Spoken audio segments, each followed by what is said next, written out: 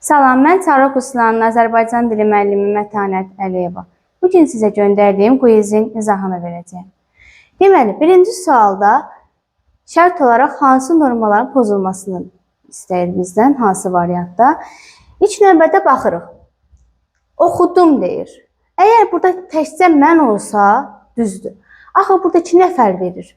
O necə olmalıdır? Oxuduq formasında olmalıdır. Deməli, 1. Cəmiyyət uzlaşması yoxdursa hansı normadır bu? Qrammatik normanın pozulmasıdır. Bir də Dəli Kür romanı. Mən dedim ki, əsərin adı necə yazılmalıdır? Dırnaqda. Dırnaqda yazılmırsa bu hansı normanın pozulmasıdır? Fonetik normanın. Deməli, cavabımız B variantıdır. Aha, bunu təmizləyək.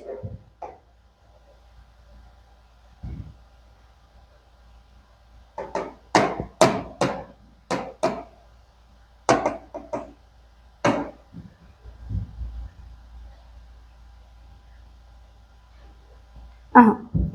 Deməli, qrammatik norma tənzimlənmir. Təyinin aid olduğu üzvdən əvvəl işlənməsi, düzdür. Xəbər mübtədanın uzlaşması, düzdür. Təyini izah etdiyi üzvdən əvvəl işlənməsi, düzdür. İsmi şəkilçilərinin cəmdən sonra mənsubiyyət gəlməsi, düzdür. Necə demişdik? Cəm, sonra mənsubiyyət, sonra hal, sonra da şəxs sonluğu. Burada defs işarəsinin istifadə olunması fonetik normadır. Fonetik norma durğu işarələrinin əsas qaydasıdır. Yəni, durğu işarələri işlənib işlənməməsi fonetik normadır. Bu da qrammatik norma tənzimlənmir C variantında. Üçüncü sual. Deməli, verilmiş açar sözlərə görə üslubları ardıcıl olaraq müəyyən edək. Kütləvilik, anlaşıqlılıq, aydınlıq hansıdır? Publisistik üslub.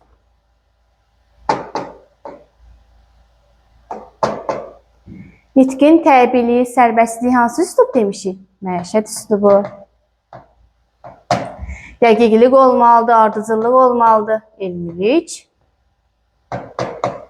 Fərdiliyin olmaması. Demişdik ki, məsələn, qanun çıxır. Biz ona müdaxilə edə bilərik, edə bilmərik. Deməli, burada fərdiliyin olmaması hansı üslubdur? Rəsmi işgüzar. Burada deməli, hansı variantdır? C variantı. Dördüncü. Bu tip sözlər bədii üslubda işlənir. Vulqarizm, varvarizm. Bunlar bədii üslubda istifadə olunur. Nə zaman istifadə olunur? Məsələn, mən əsərimdə hər hansısa bir xarici obraz vermək istəyirəm. Onların dilində nələr olmalıdır? Əcnəbi sözlər, yəni varvarizmdir. Və yaxud obrazımı kobud bir rəftarda verməliyəm. Necə verməliyəm? Kobud sözlərlə, vulqarizmlər. Və həmin bu nimdər, palajeniya, börq olsun, nimdər olsun, bunlar deməli, şivə və ləhcə sözlər, dialektlər hansı üslubdadır? Bədii üslubdadır. Leksik normanın pozulmuş cümləni seçin. Deməli, yaralı gül olmur axı. Zədələnmiş gül ola bilər, düzdür. Yaralı insan ola bilər. Elə A variantında bu variantımız uyğundur. Pozulmuşdur leksik norma. Bu düzdür. Sonra icazə verin sizdən bir sual soruşun. Burada bir atların kişnəməyi normaldır, itlər yürür, qoyunlar mələşir. Doğrudur. Bu da deməli, axşamüstü mən bu əhvalatı quluya danışdım. Burada bir norma pozuntusu yoxdur. Deməli, verilənlər içərisində hansı üslubun xüsusiyyəti yoxdur? Aydınlıq, anlaşıqlıq hansı üslub dedik? Publisistik üslub. Təbiilik, sərbəstlik hansı üslubdur? Məişət üslubu. Şablonluq, standartlıq hansı üslubu idi? Rəsmi işgüzar. Demişdik ki, hər hansısa bir sənədi yazarkən nə etməliyik? Onun birinci nümunəsinə baxırıq. Həmin nümunəyə əsasən özümüz üçün qeyd edirik. Ara sözlər, mürəkkəb sözlər də hansı üslubdur? Elmi.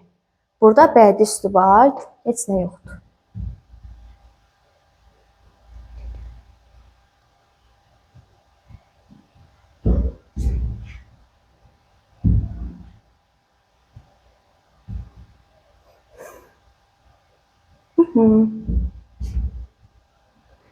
Üslublarla bağlı ardıcıllığı müəyyən edin. Qubulu tam açın. Biraz problem yaşayırıq.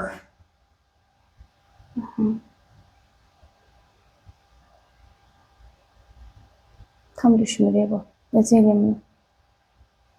Deməli, dediyin nitqin sərbəstliyi, təbiiliyi hansı üslub oldu? Məişət. Kütləvilik, anlaşıqlıq, publistik, məişət. Obrazlılıq, emosionallıq, ekspresivlik hansı üslubdur? Bədii. Məntiqilik, ardıcıllıq, dəqiqlik olmalıdır. Faktlar əsasında izah etmək elmi. Standart formada rəsmi iştizah. İndi bəs neyniyim? Gəl indi Əhməti ovud. Görək necə ovudacaqsan. Mən balamın ürəyini sıxım. Axı görək nədən ötürü. Bax, görürsünüz, hər hansısa bir nitqi verib bizə. Diyaloq verib. Sonra funksiyanı, bu cümləni oxuyanda şəxsən mən tam başa düşmədim nə demək istəyir burada.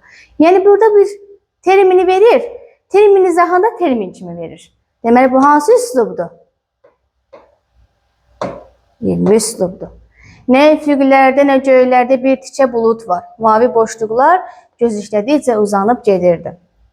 Bu üslub mənim bədii üslubumdur. Bax, burada artıq sizə maddə kimi verirsə, bu rəsmi iştizah üslubdur. Maddənin, məsələn, ekologiya haqqında yəqin maddədir, onun ifadəliyini verirsə, bu olur rəsmi iştizah. Azərbaycanın sahibkarlığını, yəni bu arada artıq bizə sahibkarlıq haqqında məlumat verir deyə. Bu da adlanır publistik üslub. Bu da hansı variantdır? 5. Ardıcıllıq necə oldu? 1, 5, 3, 2, 4.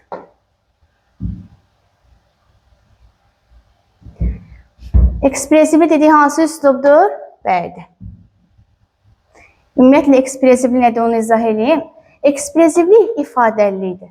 Hər hansısa bir sözü normal vurğuda demək, pafosla demək, ekspresivlik deməkdir.